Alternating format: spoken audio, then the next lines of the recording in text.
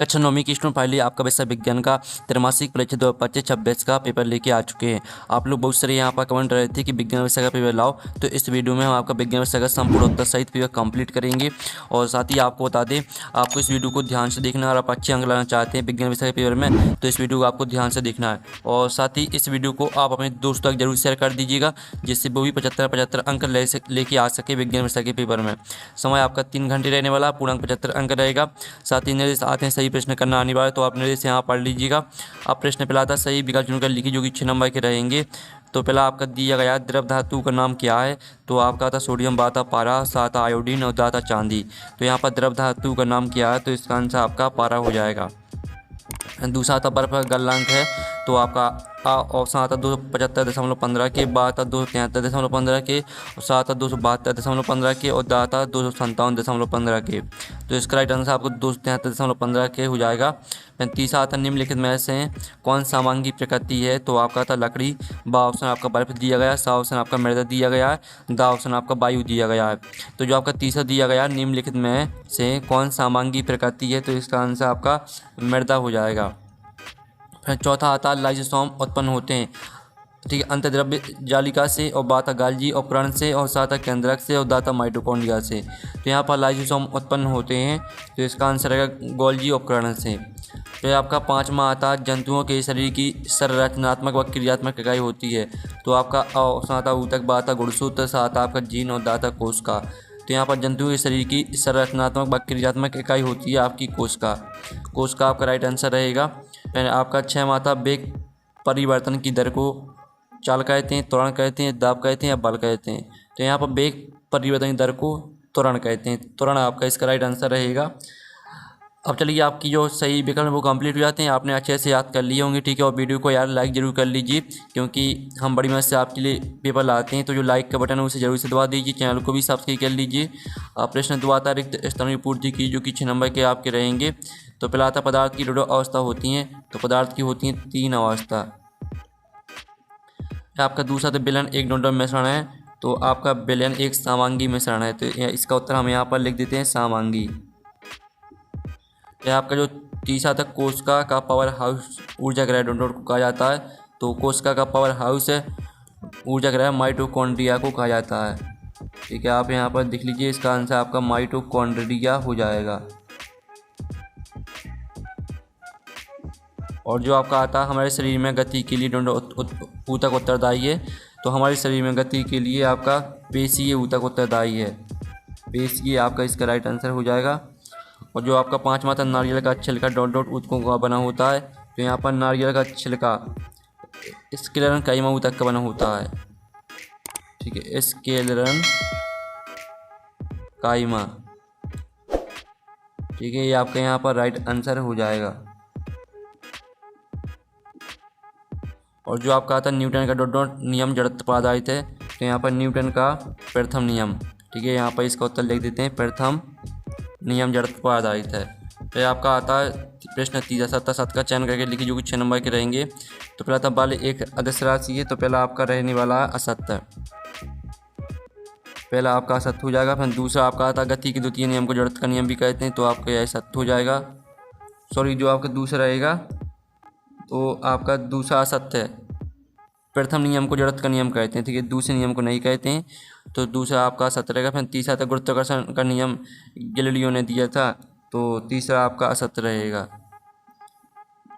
फिर आपका चौथा आता गतिमान वस्तु का वेग कभी शून्य नहीं हो सकता, तो चौथा आपका यहाँ पर असत्य हो जाएगा। फिर 5वां आता उपस्थिति संयोजी ऊतक का प्रकार है, तो 5वां आपका सत्य रहेगा।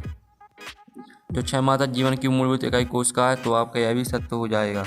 तो इस तरह से आपके सत्य हो जाते हैं। अब प्रश्न आपका 4 आता है, एक है शब्द वाक्य मुत्तदी, जो कि 6 नंबर के रहेंगे। तो पहला है ऐसा पदार्थ जो एक निश्चित संरचना में एक साथ कसकर बंधे होते हैं, जिनका आकार होता है, तो इसका आंसर आपका रहेगा, इसका आंसर रहेगा ठोस। ठोस आपका पहले का आंसर हो जाएगा। फिर आपका दूसरा था वे पदार्थ जो एक से अधिक तत्वों के निश्चित अनुपात से मिलकर बने होते कहलाते हैं, तो इसका आंसर आपका एवं हो जाएगा। दूसरी का आंसर यौगिक रहेगा, ठीक है, यौगिक कहलाते हैं। फिर आपका तीसरा था कोशिकाओं का समूह क्या कहलाता है, तो यहाँ पर कोशिकाओं का समूह आपका ऊतक कहलाता है। बल का ऐसे मात्रक क्या होता है, आपको बल का ऐसे मात्रक होता है, तो बल का ऐसे मात्रक न्यूटन होता है। ठीक है, न्यूटन आपका इसका राइट आंसर रहेगा। ठीक है, न्यूटन। अब चलिए आपके यहाँ पर देख लेते हैं पाँचवा। तो इसका पाँचवा आता है गति का प्रथम समीकरण लिखिए। तो आपका गति का प्रथम समीकरण होता है v बराबर u प्लस ए टी। ये आपका प्रथम समीकरण हो जाएगा। और छठवां आता पत्तियों द्वारा सूर्य की किरणों द्वारा भोजन बनाने की क्रिया कहलाती है। तो इसका आंसर है प्रकाश संश्लेषण। प्रकाश संश्लेषण कहलाती है। और जो आपके यहाँ पर प्रश्न 5 आता है सही जोड़ी बनाकर लिखी, जो कि 6 नंबर की रहेंगी। स्तंभ में आपकी दी सही जोड़ी पहली आती है लिग्नन युक्त कोश का, तो इसको आपको मैच कर देना है किससे, यांत्रिक सहाय से। और दूसरी आती है पौधों में जल का परिवहन, तो इसको आपको जाइलम से मैच कर देना है। तीसरी आती है रक्त को आपको संयोजी ऊतक से मैच कर देना है।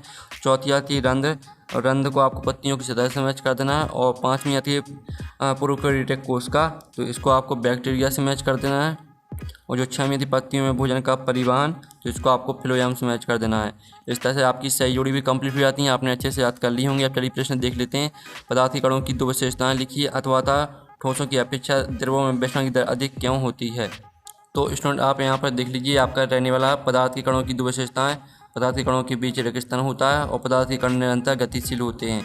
मैं आपके जो इसका अथवा का आंसर दिया देख लीजिए, ठोसों की अपेक्षा द्रवों में विचलन, ठीक है, विचलन की दर अधिक क्यों होती है। तो आप यहाँ पर देख सकते हैं द्रवों के कणों में ठोसों के कणों की तुलना में अधिक गतिज ऊर्जा होती है और इनके बीच का स्थान भी अधिक होता है। इस वजह से द्रव में कण अधिक तेजी से और आसानी से गति करते हैं, जिससे विचलन की दर अधिक होती है।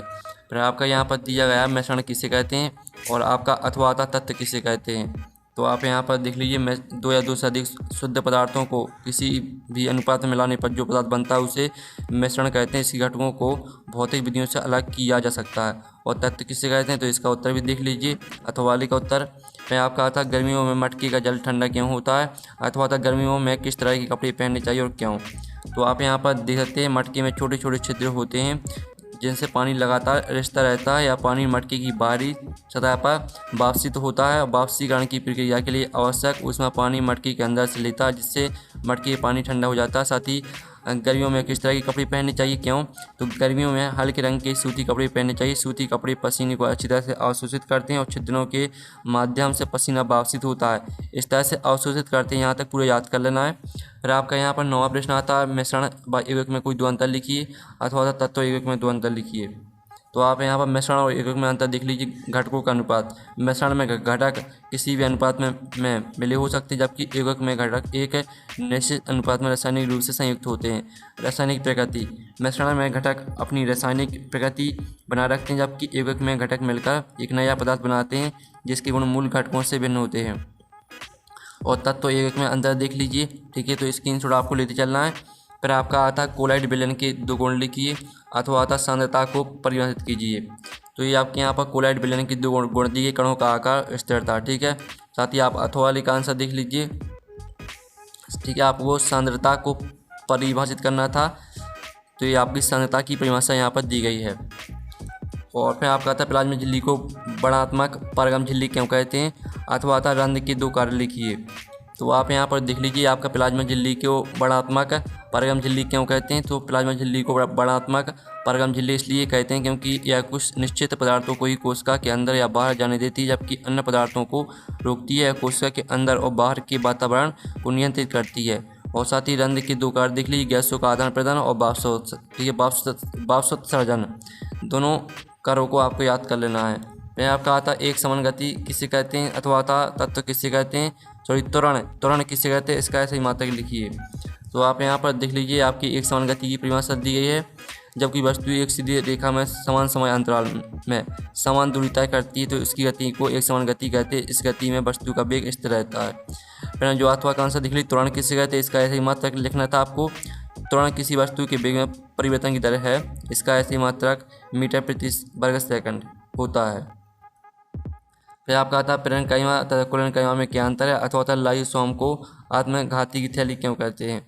तो आप यहाँ पर देख लीजिए, आपका पेरेन्काइमा और कोलेनकाइमा में अंतर दिया गया। ठीक है। इनकी कोशिका भित्ति पतली होती है, इनकी कोशिका भित्ति पतली व कोनों पर मोटी होती है। भित्ति सेलुलोज की बनी होती है और भित्ति सेलुलोज व पैक्टिक पदार्थ की बनी होती है। साथ ही अथवा का आंसर देख लीजिए, लाइसोम को आत्मघाती की थैली क्यों कहते हैं, तो इसका उत्तर भी देख लीजिए।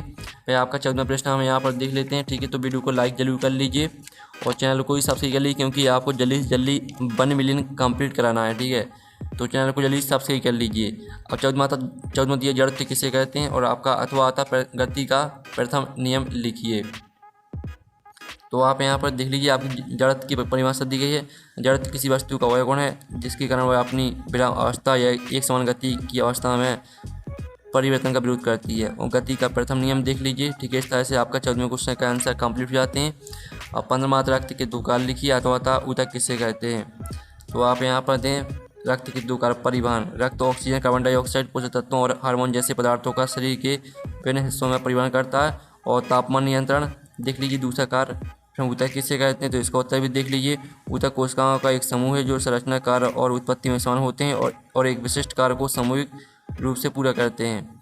तो आपका यहाँ पर सूर्यमाता समसूत्री विभाजन किसे कहते हैं, अथवा अरेखित पेशी का नामांकित चित्र बनाइए। तो ये आपका समसूत्री विभाजन दिया गया है। समसूत्री विभाजन एक प्रकार का कोशिका विभाजन है जिसमें एक कोशिका विभाजित होकर 2 समानुपाती कोशिकाओं बनाती हैं। इन पुत्री कोशिकाओं में गुणसूत्रों की संख्या मात्र कोशिका के बराबर होती है। यह वृद्धि और मरम्मत के लिए आवश्यक है। और जो अरेखित पेशी का चित्र है वो आपको खुद, ठीक है, आपको देख लेना है, कहीं से भी आपको मिल जाएगा, बुक से देख लेना अरेखित पेशी का चित्र। और 17वां आता है गुरुत्वाकर्षण का सार्वत्रिक नियम लिखिए। अथवा द्रव्यमान व भार में आपको 2 अंतर लिखना है। तो ये आपका गुरुत्वाकर्षण का सार्वत्रिक नियम दिया गया है। गुरुत्वाकर्षण का सार्वत्रिक नियम बताता है कि ब्रह्मांड में प्रत्येक दूसरे पिंड को एक बल से आकर्षित करता है जो उनके द्रव्यमानों के गुणनफल के समानुपाती होता है और उनके बीच की दूरी के बारे के व्युत्क्रमानुपाती होता है। साथ ही द्रव्यमान और भार में अंतर देख लीजिए। द्रव्यमान किसी वस्तु में निहित पदार्थ की मात्रा है, जबकि भार उस पर लगने वाला गुरुत्वाकर्षण बल है। माप, द्रव्यमान को भौतिक तुला से मापा जाता है, जबकि भार को कमानीदार तुला से मापा जाता है। स्थिति, द्रव्यमान स्थिर रहता है जब चाहे वस्तु कहीं भी हो, जबकि भार गुरुत्वाकर्षण के अनुसार बदलता रहता है। फिर आपका आता है जाइलम व फ्लोएम में 3 अंतर लिखना। अथवा आता है प्रोकैरियोटिक तथा यूकेरियोटिक कोशिका में 3 अंतर लिखिए। तो ये आपका जाइलम और फ्लोएम में अंतर दिया गया। मृत कोशिकाएं, जीवित कोशिकाएं। कोशिका भित्ति मोटी होती है, कोशिका भित्ति समानता पतली होती है और लिग्नन कोशिका भित्ति को मोटी कर देती है और कोशिका भित्ति सेलुलोज की बनी होती है।